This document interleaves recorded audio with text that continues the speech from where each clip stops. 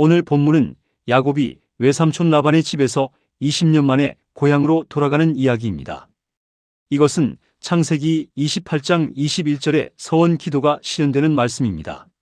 내가 평안히 아버지 집으로 돌아가게 하시오면 여호와께서 나의 하나님이 되실 것이요. 아멘. 야곱이 크게 번성하여 많은 재물을 가지고 고향으로 가게 된 것은 하나님의 보호와 축복에 의한 것임을 알게 됩니다. 야곱의 재산이 크게 많아지자 라반의 아들들은 라반에게 야곱에 대한 시기를 일으켜 그들의 아버지로 야곱을 미워하게 만들었습니다. 야곱은 하나님의 축복과 열심히 일한 대가로 거부가 되었지만 라반과 그의 아들들은 야곱이 라반의 것을 도적질하여 거부가 된 것으로 의심한 것입니다. 이처럼 재물의 마음을 빼앗기면 좋은 인간관계, 인척 관계까지도 무너지게 됩니다. 하나님은 열심히 일했던 야곱에게 은혜를 베푸셔서 거부가 되게 하셨는데 라반과 그의 아들들은 그것을 질투하여 모함할 거리를 찾고 있었습니다. 바로 그러할 때 하나님께서는 야곱에게 가나안 땅으로 돌아가라고 명령하셨습니다. 하나님의 때가 이르자 하나님께서 그에게 명령하신 것입니다. 지금껏 자신의 생각과 의지로 살아오던 야곱이 이제는 오랜 연단의 기간을 통하여 하나님의 음성에 귀를 기울일 줄 아는 믿음의 사람으로 성장했습니다.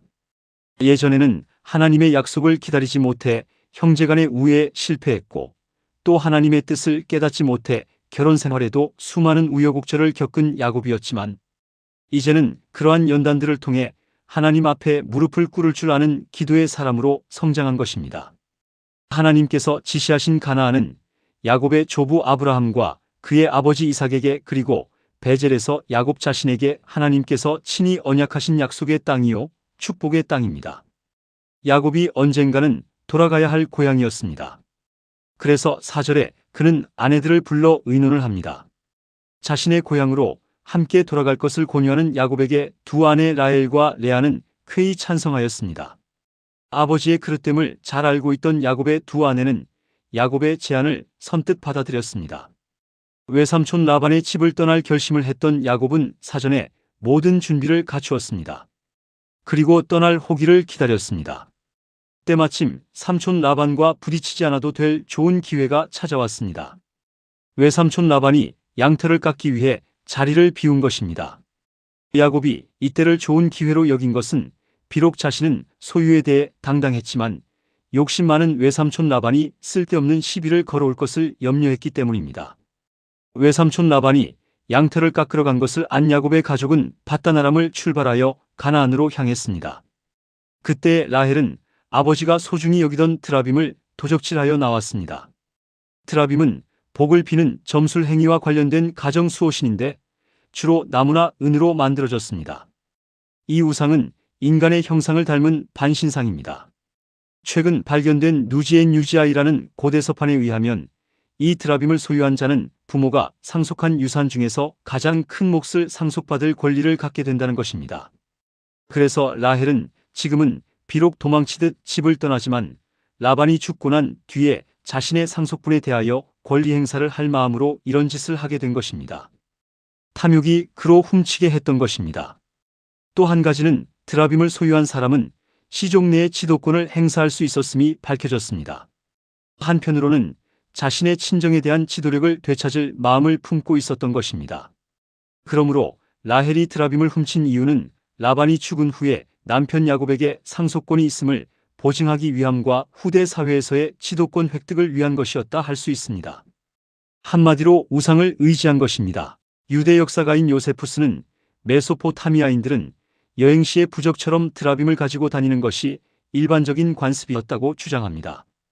그러므로 위험한 여행에서의 안전 기원하기 위한 주술적인 목적과 또 한 가지는 아버지가 드라빔을 통해 점을 쳐서 자신들을 추적해 올 것을 미연에 방지하기 위한 것입니다. 그러나 라헬은 이 행위는 결국 라반이 뒤쫓아가는 이유가 됩니다. 라반은 야곱이 도망간 3일 후에 그 사실을 알았습니다. 라반은 그 형제들을 거느리고 야곱을 추격합니다. 그러나 하나님께서는 추격하는 라반의 꿈에 나타나셔서 야곱에게 선악간에 아무런 말도 하지 말라고 명령하셨습니다. 이는 하나님께서 라반이 분별력을 잃고 야곱을 해할 것을 염려하여 꿈을 통해 조치를 취하신 것입니다. 7일 동안 뒤쫓은 후 길앗산에서 야곱의 일행을 만났습니다. 야곱에게 선악간에 아무런 말도 하지 말라는 하나님의 명령에도 불구하고 라반은 추격의 길에서 돌아서지 않았으며 20년 만에 고향으로 돌아가는 야곱을 사랑으로 위로하는 아량을 보이지도 않았습니다. 라반은 오히려 잃어버린 드라빔을 빌미 삼아서 야곱을 위협했습니다.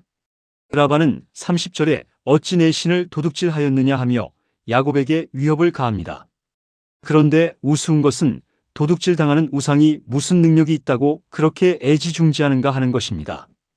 어떻게 신이 도둑을 맞으며 그 신을 잃어버릴 수 있겠습니까? 자기 자신도 못 지키는 우상이 누구를 지킬 수 있겠습니까? 참으로 어리석은 인생의 단면을 보는 듯합니다. 라반은 온 짐을 다 풀어 헤치며 드라빔을 찾았지만 결국에는 찾지 못합니다. 라헬이 낙타 한 장에 넣고 낙타에서 내리지 않고 버텼기 때문입니다. 그런데 32절에 야곱이 누구든지 그 드라빔을 훔친 자는 살지 못할 것이라고 했는데 그 말은 결국 라헬이 베냐민을 낳다 죽음으로써 성취됩니다. 악한 일을 작은 것이라도 취하지 말아야 하지만 더 중요한 것은 함부로 저주하는 것도 주의해야 한다는 것입니다. 저주의 말은 되도록 자제하고 축복의 말을 많이 해야 할 것입니다. 결국 드라빔을 찾지 못한 라반은 야곱의 책망을 받았습니다. 38절에서 그는 순양을 내가 먹지 않았다고 말합니다. 이 말의 뜻은 원래 목자에게는 관례적으로 순양 한 마리가 허용되었습니다. 그런데 야곱은 삼촌의 양들을 돌보면서 자기의 권리인 순양 한 마리조차도 잡아먹지 않았다는 뜻입니다. 그만큼 자신은 정직하게 행했다는 것입니다. 그리고 야곱이 라반의 두 딸을 위해서 그의 집에서 14년을 봉사한 것도 라반의 계약 위반 때문이고 또 라반의 양떼를 치느라 6년이란 세월을 보냈습니다. 그가 이렇게 많은 세월을 하루같이 성실하게 봉사했다는 사실을 강조한 것입니다. 그리고 자신이 이렇게 부자가 된 것은 하나님께서 자신에게 복을 주셨기 때문이라고 고백합니다. 야곱으로부터 책망을 들은 라반은 자신의 과오를 인정하는 대신 야곱에게 자신과 언약을 체결할 것을 제의했습니다. 그리고 라반의 제의에 야곱은 순순히 응함으로 야곱과 라반은 돌기둥을 증거물로 세우고 언약했습니다. 돌기둥에 새긴 언약은 영구히 보존되기 때문에 동서고금을 막론하고 굳은 언약을 체결하거나 영원히 기념할 일이 있으면 돌에 그 내용을 새겨 보존했습니다. 말씀을 마칩니다. 밧단 아람에서 야곱의 생활은 영구적인 것이 될 수 없었습니다. 그것은 하나님의 구속사의 한 과정에 불과했습니다.